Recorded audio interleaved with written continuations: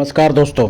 आज हम पैरालिसिस की बात करेंगे। पैरालिसिस मतलब कि लकवा, इसके कारण की बात करेंगे, लक्षण की बात करेंगे और बाद में हम मेडिसिन की बात करेंगे। कौन कौन सी मोस्ट इम्पोर्टेंट मेडिसिन है जिनसे आप लकवे की जो समस्या है उसको पूरी तरह से ठीक कर सकते हो। दोस्तों, लकवा या पैरालिसिस कह दें, बहुत ही आम बीमारी है।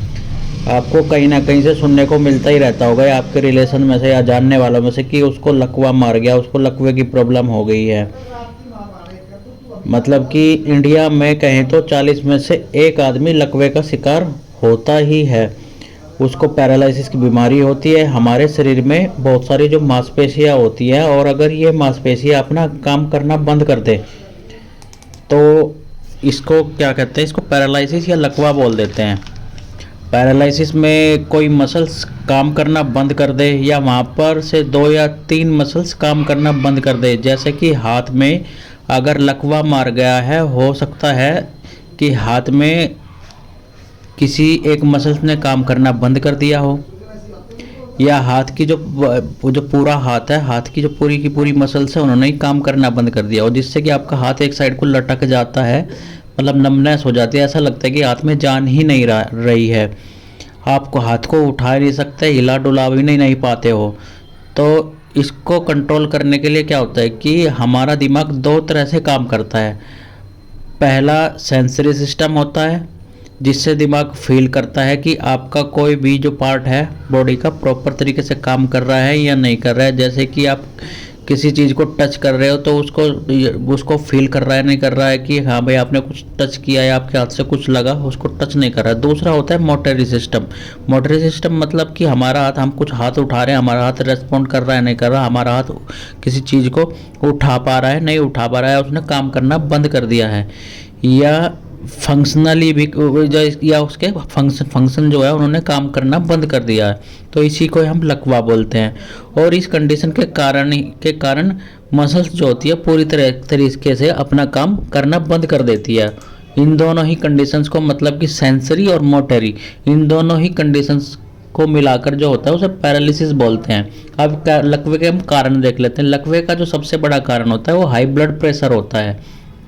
अगर आपको हाई ब्लड प्रेशर रहता है तो लकवा मारने के जो चांसेज हैं वे बहुत ज़्यादा बढ़ जाते हैं। इसको हम स्टोरेज बोलते हैं, मतलब इसको हम स्ट्रोक बोलते हैं। स्ट्रोक एक ऐसी कंडीशन है जिससे हमारा जो ब्लड प्रेशर जो है वो 200/120 से ऊपर हो जाए, और हमारे दिमाग की जो सेल्स होती है, ये अगर ब्लड प्रेशर 200 ऊपर से हो जाता है, जो हमारे ब्लड दिमाग की जो ब्लड सेल्स, मतलब जो सेल्स होती है उनको ये डैमेज कर देता है।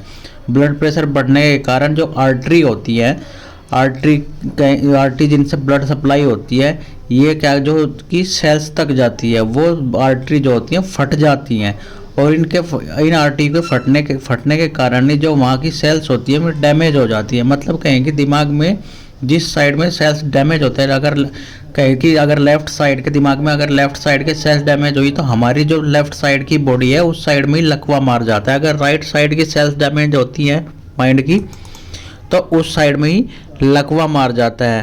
और कहे तो लकवा लेफ्ट साइड या राइट साइड दोनों किसी भी तरफ हो सकता है। दूसरा कारण हो जाता है कि कभी कभी क्या होता है कि एक्सीडेंट हो गया, आप बाइक से जा रहे थे, एक्सीडेंट हो गया, आप गिरते ही आपकी मसल्स फट गई या कहीं भी नर्व की इंजरी हो गई, तो उस वजह से भी आपको लकवा हो सकता है।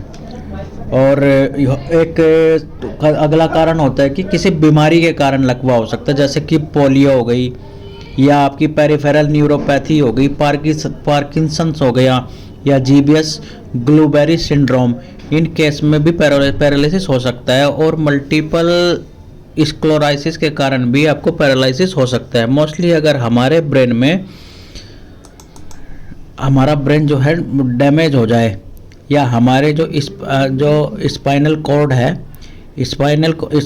हमारे जो स्पाइनल कॉर्ड होती है, जो हमारे जो ब्रेन में डैमेज हो जाती है, तो इस वजह से भी लकवा हो जाता है। स्पेशली जो होता है कि हमारे जो स्पाइनल कॉर्ड होती है जो ब्रेन में होती है स्पाइनल कॉर्ड, अगर हमारे ब्रेन हमारे जो स्पाइनल कॉर्ड के जो ब्रेन जो होता है हमारा वो स्पाइनल कॉर्ड के थ्रू ही संचालित होता है, मतलब इसके थ्रू हमारा पूरा शरीर संचालित होता है। हमारा ब्रेन जो है स्पाइनल कॉर्ड के थ्रू ही पूरे शरीर को संचालित करता है। अगर हमारी स्पाइनल कॉर्ड ही डैमेज हो जाती है तो पैरालिसिस होने के कारण बहुत ज़्यादा बढ़ जाते हैं। अब बात कर लेते हैं लक्षण की। दोस्तों पैरालिसिस होने से पहले आपको क्या होता है कि बोलने में लड़खड़ाहट महसूस होगी, मतलब कि आपकी जीभ जो है तुड़तुड़ाना सब स्टार्ट होगी और आपका चेहरा जो है एक साइड को सुन्न होना शुरू हो जाएगा, एक साइड को झुकना शुरू हो जाएगा। अगर आपको ये सुनपन होता है, मतलब कि एक मुंह का एक तरफ सुनपन होता है, आंखें भी और नीचे को झुक जाती है, मतलब एक तरफ को तिरछा सा मुंह हो जाता है और जीभ उठने कम हो जाते हैं, तुतलाना शुरू कर देती है, तो आपको तुरंत ही क्या करना चाहिए, डॉक्टर से संपर्क करना चाहिए और अपना बीपी चेक कराना चाहिए। और डॉक्टर से ये भी पूछना चाहिए कि क्या उसको पैरालिसिस है या नहीं है, या होने वाला है, या मतलब कि पैरालिसिस होने वाला है या नहीं है। अगर आपको ये दोनों सिम्टम्स दिखें तो तुरंत डॉक्टर के पास जाना चाहिए, जिससे आप लकवे से बहुत ही जल्दी बच सकते हैं, मतलब आपको लकवा होगा ही नहीं। तो सबसे पहला साइन तो यही है कि बोलने में आपको तुतलापन होगा, लड़खड़ाहट होगी, सुनपन होगा, मतलब मुंह पर किसी भी तरह जिस तरफ से, राइट या लेफ्ट दोनों साइड में किसी भी तरफ हो सकता है। आपको हो सकता है आपके हाथ में, जो हाथ में नंबनेस हो सकता है, पूरा हाथ आपको उठा ना पाओ, या पैर में नंबनेस हो सकता है, पूरे में हाथ पैर दोनों में नंबनेस हो सकता है। तो ये ही पैरालिसिस के सिस्टम है। पैरालिसिस जब होता है ये या तो बॉडी के लेफ्ट साइड में होता है या राइट साइड में होता है, मतलब कि जिस साइड लकवा होता है उसी की साइड का जो हाथ पैर होते हैं उनमें सुनपन आ जाता है, नमनेस आ जाता है और वे लटक से जाते हैं और वे काम करना बंद कर देते हैं। आप कुछ भी महसूस करना बंद हो जाता है, आपको ना ही किसी चीज़ को उठा पाएंगे और ना ही पैर से चल पाएंगे।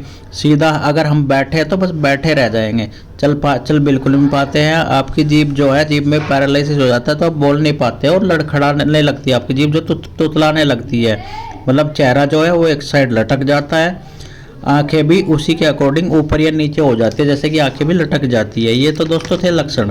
अब हम बात कर लेते हैं सीधे सीधे मेडिसिन की, कि जो जिन मेडिसिनों को यूज करके आप लकवे को पूरी तरह से ठीक कर सकते हो। तो सबसे पहले और सबसे इफेक्टिव मेडिसिन है अर्निका।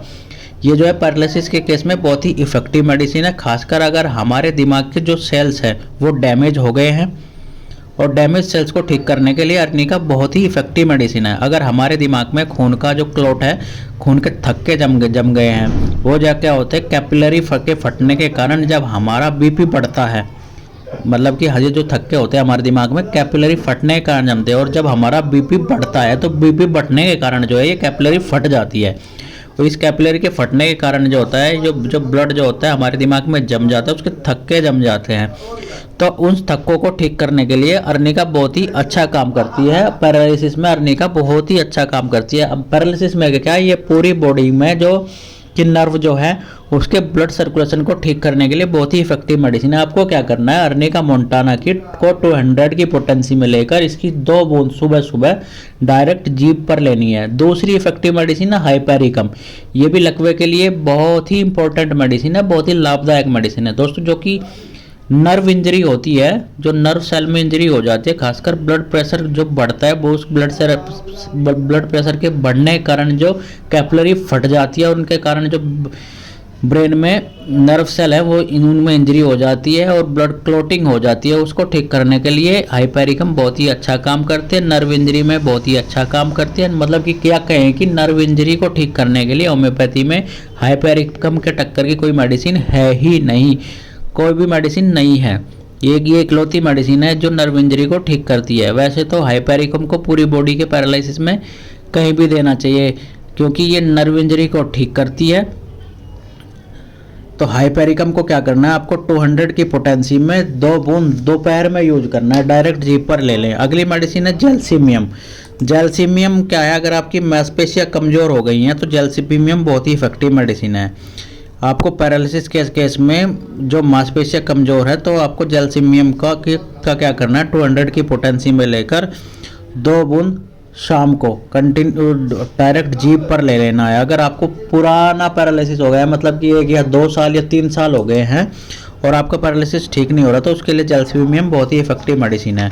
इसकी आपको सीधी 200 की पोटेंसी में 2 बूंद सीधा जीभ पर शाम को लेनी है। और साथ में आपको क्या करना है, जेलसीमियम को ही मदर टिंचर में भी लेना है। जब जैल्सीमियम को मदर टिंचर में लेकर के आपको क्या करना है, इसकी 20 बूंद सुबह दोपहर शाम आधे कप गुनगुने पानी में कंटिन्यू लेनी है। और अगली मेडिसिन है कोकुलस। कोकुलस क्या है कि पैरालिसिस के लिए बहुत ही इफेक्टिव मेडिसिन है, खासकर जिनको हैवी पैरालिसिस हो गया हो, मतलब कि लेफ्ट साइड है तो लेफ्ट साइड पूरी की पूरी पैरालिसिस हो गई, राइट है तो पूरी की पूरी पैरालिसिस हो गई, कोई भी पार्ट काम नहीं कर रहा है, तो उसके लिए कोकुलस बहुत ही अच्छा काम करती है। आपको कोकुलस को क्या करना है, 200 की पोटेंसी में लेकर 2 बूंद रात को जब सोओगे तो सोते टाइम डायरेक्ट जीभ पर लेना है।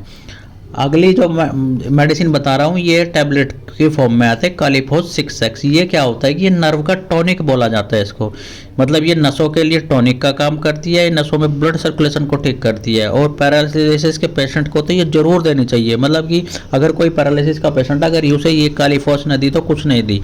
आपको क्या करना है, कालीफोस को 6x में लेकर इसकी 6 टैबलेट सुबह, 6 टैबलेट दोपहर, 6 टैबलेट शाम को कंटिन्यू देनी है।